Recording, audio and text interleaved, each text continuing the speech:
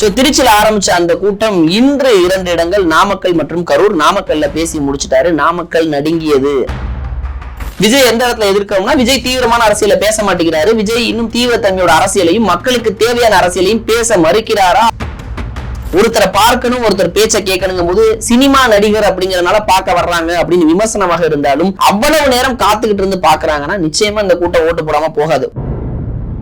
இந்த கூட்டத்தை விஜய் தன்வசப்படுத்துகிறாரா? முழுமையா தன்வசப்படுத்துறாரா? விஜய் பேசக்கூடிய ஒரு அந்த பேச்சும் அங்க இருக்க அனைவரையும் திருப்திப்படுத்தும் பேச்சாக அமைகிறதான்னு கேட்டா, லாரி பாடி இங்கதான் பண்றாங்க, முட்டை சேம்புகள் இங்கதான் பண்றாங்கிறது எல்லாருக்கும் தெரியும்.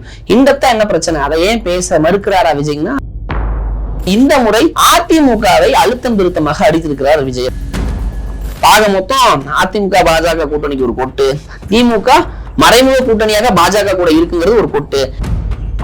மக்களே, அன்பு வணக்கம். தாவேகா தலைவர் விஜய் அவர்கள் ஒரு மாவட்டமாக சென்று சுற்றுப்பயணம் மேற்கொண்டு அந்த மாவட்டத்துடைய பெருமைகள் குறித்தும் அந்த மாவட்டத்துடைய பிரச்சனைகள் குறித்தும் பேசிக்கிட்டு இருக்கிறாரு. திருச்சியில ஆரம்பிச்ச அந்த கூட்டம் இன்று 2 இடங்கள் நாமக்கல் மற்றும் கரூர். நாமக்கல்ல பேசி முடிச்சுட்டாரு. நாமக்கல் நடுங்கியது அப்படிங்கிற அந்த தம்ப்நெயில் எல்லாம் பார்த்திருப்போம். நிச்சயமாக நடுங்கியது, மாற்று கருத்தே கிடையாது. விஜய் ஒரு முறை நம் ஆதரிக்கிறோம் அப்படின்னா ஒரு மாற்று அரசியலாக வர்றாரு, நமக்கு தெரிந்த ஒரு முகமாக வருகிறாருங்கிற இடத்துலதான் ஆதரிக்கிறோம். விஜய் எந்த இடத்துல எதிர்க்கணும்னா, விஜய் தீவிரமான அரசியல பேச மாட்டேங்கிறாரு. விஜய் இன்னும் தன்மையோட அரசியலையும் மக்களுக்கு தேவையான அரசியலையும் பேச மறுக்கிறாரா அல்லது தெரியவில்லையா, பேச விட மாட்டாங்கன்னு தெரியல அப்படிங்கிற விஷயத்துல எதிர்க்கிறோம். 2 வகையில முதல்ல விஜய் அந்த 8:45 விஜய் அவர்கள் பேசுவார் அப்படிங்கிற ஒரு எதிர்பார்க்கப்பட்டது. ஆனா அவர் வருவதற்கே இங்கு நேர தாமதம் ஆயிருது. மீண்டும் அதே போல் அவர் நெருங்கி வர கூட்டம் கூடிக்கிட்டே இருக்கிறது. இன்னைக்கு சனிக்கிழமை வேற. எல்லாருமே லீவு, வீட்டுல இருப்பாங்கும் போது ஒட்டுமொத்த குடும்பமா கிளம்பி விஜய் அவர்களை பார்க்க வர்றாங்க. அவரை பார்க்கணும், அவருடைய குரலை கேட்கணும், காத்துக்கிட்டு இருக்கிறாங்க. அவ்வளவு வெயில்லையும் பசி மயக்கம் எல்லாத்தையும் கடந்து ஒருத்தரை பார்க்கணும், ஒருத்தர் பேச்ச கேட்கணுங்கும் போது சினிமா நடிகர் அப்படிங்கிறதுனால பார்க்க வர்றாங்க அப்படின்னு விமர்சனமாக இருந்தாலும் அவ்வளவு நேரம் காத்துக்கிட்டு இருந்து பாக்குறாங்கன்னா நிச்சயமா இந்த கூட்டம் ஓட்டு போடாம போகாது. உறுதிதான். உண்மையாக அது ஒரு பாதி பேராவது ஓட்டு போடுவாங்க. 4 மணி நேரம் நின்று பார்த்துட்டு இருக்காங்க போது பிடிச்சிருக்கு, ஒரு மாற்று சக்தியா விஜய் பிடிச்சிருக்கு, அதனால பாக்குறாங்க. ஆனா இந்த கூட்டத்தை விஜய் தன்வசப்படுத்துகிறாரா? முழுமையா தன்வசப்படுத்துறாரா? விஜய் பேசக்கூடிய ஒரு அந்த பேச்சும் அங்க இருக்க அனைவரையும் திருப்திப்படுத்தும் பேச்சாக அமைகிறதான்னு கேட்டா, அதுல நீங்க தான் ஆய்வு செஞ்சு பார்க்கணும். இப்ப விஜய் அவர்கள் வர்றதை நம்ம வரவேற்கிறோம். விஜய் அவர்கள் வரும்போது அந்த கூட்டம் அவர் ஒரு எனர்ஜியா இருக்குது. ஏன்னா எந்த தலைவருக்கும் இந்த கூட்டம் இல்லையே, காசு கொடுக்காத ஒரு கூட்டம் விஜய்க்கு கூடுதல் என்றால் அது புதுசா இருக்கு. சூப்பர், இதெல்லாம் வரவேற்கிறாங்க. அப்ப இந்த கூட்டம் ஒரு மாற்றத்தை விரும்புது. அந்த மாற்றத்தை விஜய் தருவாருன்னு நம்புறாங்க. ஆனால் அந்த அளவிற்கான ஒரு அரசியலை விஜய் பேசுகிறாராங்கிறதுதான்.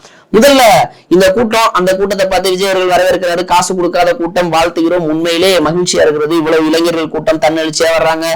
இங்க ஒரு எதிர்ப்பு இருக்கிறது, ஒரு விரக்தி இருக்கிறது. இந்த விரக்தியை எவ்வாறு அரசியலாக அறுவடை செய்வார் விஜய்ங்கிற எதிர்பார்ப்பு எல்லாமே இருக்கு. மாற்று கருத்தே கிடையாது.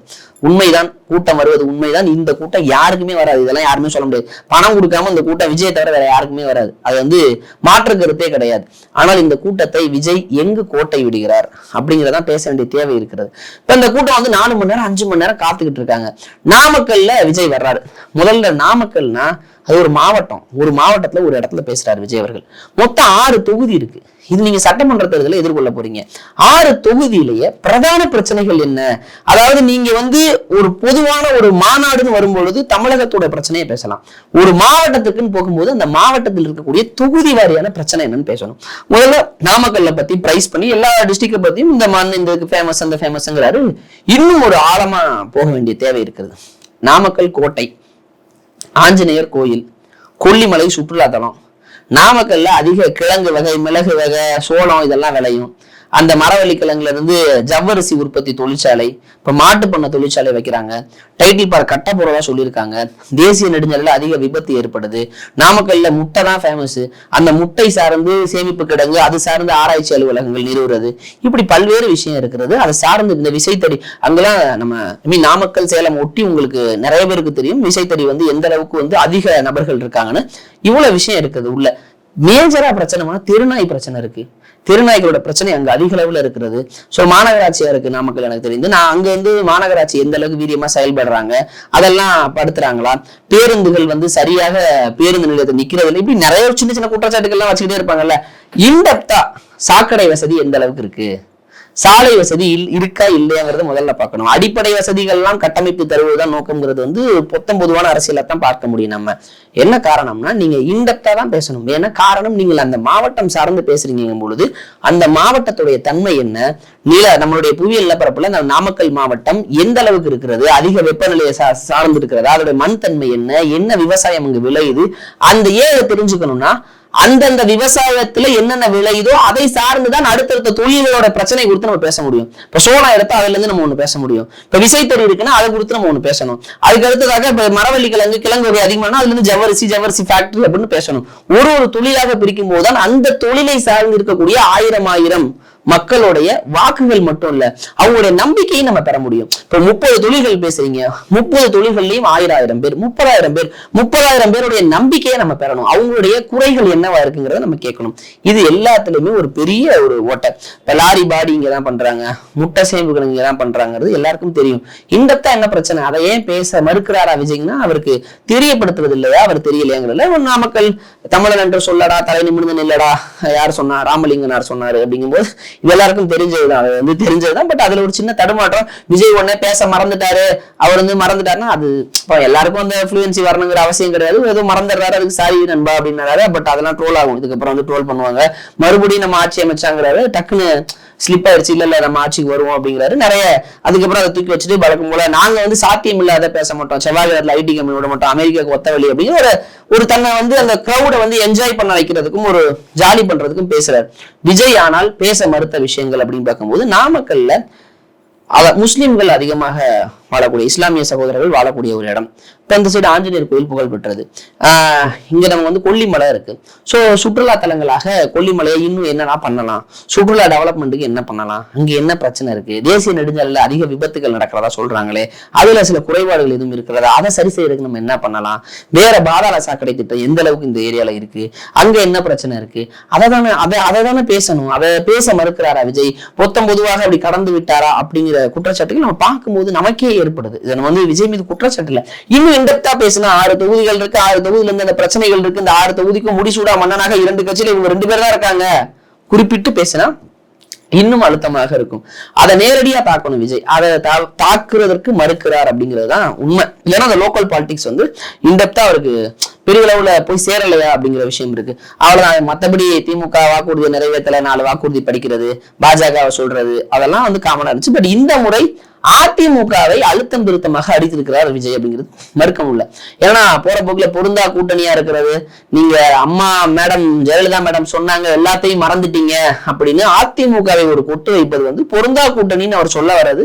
பாஜக கூட நீங்க பொருந்தா கூட்டணியில இருக்கீங்க, வெளியே வந்தீங்கன்னா நான் கூட்டணிக்கு தயாருங்கிறத ஒரு மறைமுகமா சொல்றதாகவும் எடுத்துக்கலாம். இன்னொரு புறம் இந்த பொருந்தா கூட்டணியாக இருந்தால் அதை மக்கள் நிராகரிக்கணும் அப்படிங்கிறதையும் சொல்ல வராரு. திமுக பாஜக கள்ள உறவுல இருக்கு அப்படிங்கிறதையும் குறிப்பிட்டு சொல்ல வராரு. பாக மொத்தம் அதிமுக பாஜக கூட்டணிக்கு ஒரு கொட்டு, திமுக மறைமுக கூட்டணியாக பாஜக கூட இருக்குங்கிறது ஒரு கொட்டு, என்ன நம்புங்க அப்படின்னு சொல்றாரு. நம்ம ஆட்சிக்கு வருவோம், வந்ததற்கு பிறகு அடிப்படை வசதி எல்லாத்தையுமே பண்ணி தருவோங்கிறாரு. சோ இங்கு தேவையான அடிப்படை வசதிகள் நிச்சயமாவே தமிழ்நாடு ரொம்பவே நல்லா இருக்கு. மத்த நார்த் இந்தியாலாம் போயிட்டு வந்தோம் அப்படின்னா நமக்கு தெரியும் நல்லாவே இருக்கு, அதுல மாற்று கருத்து கிடையாது.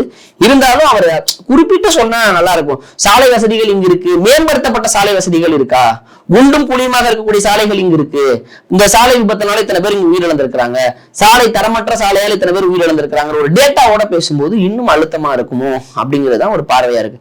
சோ மருத்துவமனைனா நாமக்கல்ல என்ன மருத்துவமனை இருக்கு, அரசு மருத்துவமனை எப்படி செயல்படுங்கிறத கொஞ்சம் பார்க்கணும். பார்த்து விட்டு பேசினா இன்னும் நல்லா. ஒரு குற்றத்தை நம்ம வைத்துக் கொண்டு பெரிதா பூதாகரப்படுத்த முடியாது. அடிப்படை வசதிகளில் தமிழ்நாடு ஓரளவுக்கு நல்லாவே தான் இருக்காங்க, அதுல மாற்று கருத்து கிடையாது. சோ அதுல என்ன மேம்படுத்த போறோம், இப்ப வந்து அட்வான்ஸ்டா இங்க என்ன மெடிக்கல் டெக்னாலஜி கொண்டு வர போறோம். இப்ப அங்க வந்து ஐடி டைட்டில் பார்க் கட்டதா வந்து எனக்கு தெரிஞ்சு நாமக்கல்ல வந்து டைட்டில் பார்க் கட்ட போறோம், 6000 பேர் கிட்டத்தட்ட வேலை வாய்ப்பு கிடைக்குங்கிறதெல்லாம் ஒரு ஸ்டேட்மெண்ட் விட்டாங்க. அவருடைய ஸ்டேட்டஸ் என்ன அப்படின்னு கேட்கலாம். பால் பண்ணை ஒரு பெரிய பால் பண்ணை வந்து துறப்பதற்கான வேலைகள் நடந்துகிட்டு இருந்தாங்க, அதோட ஸ்டேட்டஸ் என்னன்னு கேட்கலாம். பிரதான தொழிலாக இருக்கக்கூடிய விஷயங்களுக்கு நீங்க என்ன பேக்கப் பண்றீங்க, விசைத்தறி தொழிலாளர்களுடைய வாழ்வாதாரம் எந்த அளவுக்கு மேம்பட்டு இருக்கு, அதை ஏன் மேம்படுத்தல, முட்டை கொள்முதலுக்கு சேமிப்பு கிடங்கு ஏன் ஏற்படுத்தல, இத்தனை ஆண்டுகள் அப்படிதான கேள்விகள் வைக்கணும். அதையே தவிர்க்கிறாருங்கிற ஒரு நெருடல் இருந்துகிட்டேதான் இருக்கு, அதை தவிர்க்க முடியல. அதுலயும் குறிப்பா இந்த விஷயத்த பேசினார், கிட்னி திருட்டு. உண்மையிலே வாழ்த்துக்கள். ஏன்னா அதை மீண்டும் மீண்டும் பேசுறாரு. மீண்டும் மீண்டும் பேசும்போது அவர் அழுத்தமாக மக்கள் மனதில் போய் பதியணும்னு நினைக்கிறாரு. அது அவருக்கு ஒரு பாசிட்டிவும் அமையும். ஏன்னா கிட்னி திருட்டு நாமக்கல்ல தான் நடந்துச்சு. குறிப்பாக ஒரு ஏழை எளிய வர்க்கத்தில் இருக்கக்கூடிய குடும்பங்கள் சூழல்ல கந்து வட்டி கடனால அவதிப்படுறாங்க. கந்து வட்டி கடனுடைய அவதிதான் கிட்னியை விற்கும் நிலைமைக்கு வந்திருக்கிறது. கந்து வட்டி தலைவிரித்தாடுகிறது அப்படிங்கிற ஒரு நரேட்டிவை செட் பண்றாரு. அது வாழ்த்துக்கள். இன்னும் அழுத்தமாக கந்து வட்டி கொடுமையை விஜய் அவர்கள் பேசியிருந்தால், கந்து வட்டி கொடுமை தலைவிரித்தாடின காலம் முடிஞ்சு போய் கவர்மெண்ட் எவ்வளவு ஸ்ட்ரிக்டான ஆக்ஷன்ஸ் எடுத்துட்டு இருக்காங்க. அப்படி நீங்க ஏதாவது பண்ணீங்கன்னா அவங்களுக்கு சிவியர் பனிஷ்மெண்ட் கேஸ் ஆகும். இப்ப கடந்த வருடம் கூட அதை பேசியிருந்தாங்க. பட் அதையும் தாண்டி இருக்கு அப்படின்னு சொன்னார்னா அது மேலும் ஒரு இம்பாக்டை கிரியேட் பண்ணலாம். கந்து வட்டி கொடுமையினால் அவதிப்படக்கூடிய குடும்பங்கள் என்னவா இருக்காங்க, அவங்க எவ்வளவு அவதிப்படுறாங்க, ஒரு ஏழை குடும்பத்துல ஒரு நாள் வேலைக்கு செல்லக்கூடியவர்களை குறிவைத்து கந்து வட்டி கொடுமை பாய்கிறதா, அவர்கள் எந்த அளவுக்கு அச்சத்துல ஆழ்ந்து இருக்கிறாங்கிறதெல்லாம் இன்னும் விரிவாக பேசினா இன்னும் கனெக்டடா இருக்கும். இப்ப கந்து வட்டி கொடுமையால பாதிக்கிற ஒருத்தர் வெளியே சொல்ல முடியாம தவிக்கும் போது நமக்காக விஜய் குரல் கொடுக்கிறாரு, இவர் வந்தாதெல்லாம் எடுத்துட்டு போல இருக்கு. அப்ப கந்து வட்டி ஏன் அவங்க போறாங்க? அப்ப அந்த விசைத்தறி தொழிலாளர்களுக்கான முறையான கடன் கிடைக்கலையா? ஒரு சின்ன ஒரு கூட்டுறவுல எதுவும் கிடைக்கலையா? அதையெல்லாம் ஆராய்ந்து பேசணும்ல. அப்பதான் அது பொருந்தும் அப்படிங்கிறதான். அரசு அவர்களுக்கு உரிய இதை கொடுக்க வேண்டும், இதெல்லாம் பண்ணி தரணும். அதை அவர்கள் பண்ண தவறும் பட்சத்தில் நாங்க செஞ்சு தருவோம்.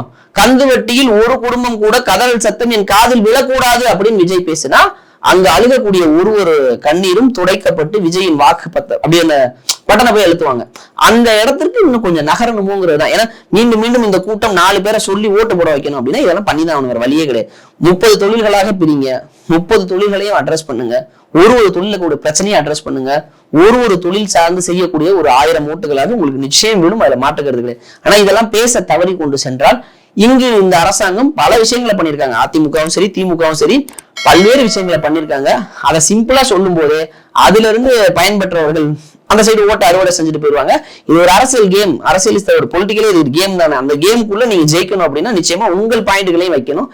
அது மீண்டும் மீண்டும் தவறுதோ அப்படிங்கிறதான் இந்த நாமக்கல் ஸ்பீச்சோடைய ஒரு ஒட்டுமொத்த வடிவம் பார்க்க முடியுது.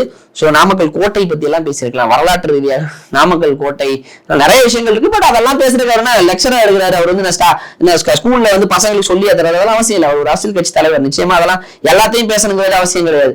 மக்களுடைய வாழ்வாதாரம், தொழில் முறை, அவங்களுக்கு தொழில் கடனாக என்ன கிடைக்குது, என்ன கிடைக்கல, அவங்களுக்கு என்ன பாதுகாப்பு தரணும், அவங்களுக்கு என்ன அரசு ஏற்படுத்தி தரணும், என்ன தவறுனாங்க நாங்க என்ன பண்ணுவோம் அப்படிங்கிறது ஒரு கிளாரிட்டி ஆஃப் ஸ்பீச் இருந்திருக்கணும். சட்டமன்ற தொகுதி வாயிலாக இந்த சட்டமன்றத்துல இந்த சட்டமன்ற தொகுதியுடைய எம்எல்ஏ என்ன பண்ணிட்டு இருக்காரு, ஸோ தொகுதி சைடே பரலையாம தொகுதி சைடு போகாம என்ன பண்ணிட்டு இருக்கீங்க, உங்களுக்கு அவங்களுடைய நிறுவனங்கள் பேரை கூட குறிப்பிட்டு கூட அந்த நிறுவனத்திலே போதிய டைம் பத்தலையாவே நீங்க போகலையா எம்எல்ஏ சார் அப்படின்னு 4 வார்த்தை கேட்டிருந்தாருன்னா இன்னும் வீரியமாக இருக்கும். அதை அடுத்தடுத்த தொகுதிகளில் விஜய் செய்வார் அப்படிங்கிறது எதிர்பார்ப்பா இருக்கிறது. செய்தால் நிச்சயமாக விஜயை அனைவரும் வரவேற்க ஒரு சூழல் வரும். செய்ய தவறினால் விஜய் மீது வரக்கூடிய விமர்சனங்கள் நீண்டுகிட்டே போறதுக்கும் வாய்ப்புகள் இருக்கு. எப்படிங்கிறத பொறுத்தது பாத்தீங்கன்னா முழுக்க விஜய்ங்கிற ஒரு வரவை புது வரவாக நான் ஆதரிக்கிறேன். ஆனால் அந்த புது வரவிலிருந்து புது அர்த்தங்களும் புது திட்டங்களும் புது தேவைகளும் புது வார்த்தைகளும் வரணுங்கிறதையும் ஏற்கிறேன். எனக்கு அது வேணும் அப்படின்னு நினைக்கிறேன். சோ இரண்டாத்தான் நான் பார்க்க முடியுது. சோ விஜய் ஆதரிப்பது ஒரு நோக்கம் என்றால் விஜய் எதிர்ப்பதல்ல, விஜயிடம் எதிர்பார்ப்பதுங்கிறது ஒரு நோக்கமா இருக்கு. சோ உங்களுடைய என்னவா இருக்குங்கிறத கமெண்ட் பாக்ஸ்ல மறக்காம தெரியப்படுத்துங்க. நன்றி.